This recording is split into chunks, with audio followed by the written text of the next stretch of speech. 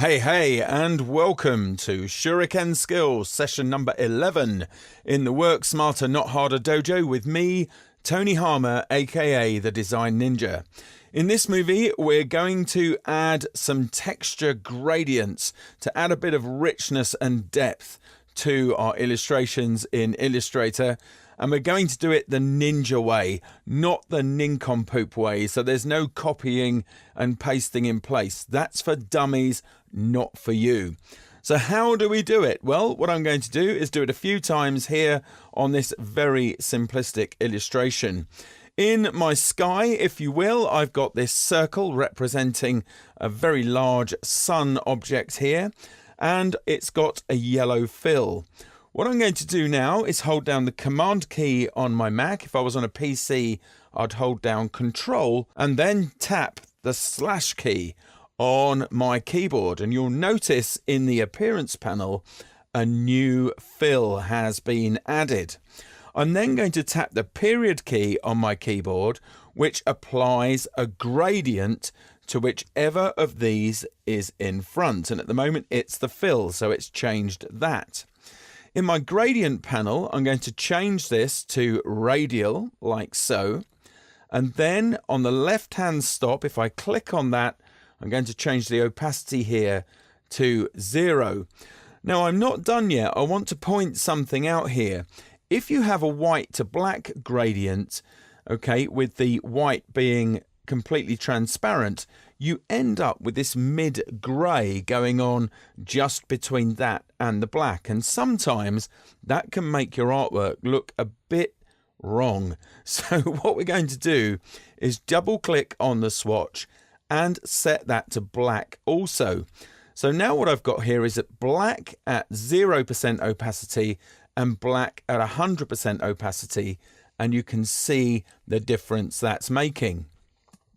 So now with this fill still targeted in the appearance panel, I'm going to go to the effect menu, come down to texture in the menu and choose grain. And this dialog is borrowed from Photoshop. It's the filter gallery from Photoshop. And you can see here with grain selected, I can change the intensity of the grain. I can change the amount of contrast and even the type here. I think I'm going to go for clumped on this particular occasion. You say get a much coarser kind of grain, make that a bit more, a bit less contrasty there and a little bit more intense, like so. And if I hit OK, that's now applied on top. Now I'm going to change the way that blends with the object underneath. So with the fill just here, I'm going to tap on opacity and change this to multiply, like so. And then just drop down the opacity a little bit there. And you can see it's building that nice texture on top there. You can get the gradient tool just as you would normally. So tap G for that. And now just move my gradient like so. You can change that however you want it to look. You can do that on groups also. This mountain set here is a group. So I'm just going to hold down Command and tap slash. There's the new fill. Again, I can apply a gradient just by hitting the period key. It's making the last gradient I used here, which is black to black, 0 to 100% opacity. And I'll change that to linear, like so. Then get my gradient tool and draw a gradient up like that. Or maybe the other way, actually, like so. Go to the effect menu, choose to apply the grain exactly as it was before, and then just change the opacity there. Again, I'm going to set that in this case to multiply and drop that down to about 30 or 40%, like so. And you can see it's building in that lovely texture. So there you are. That's your Shuriken skill this week to practice.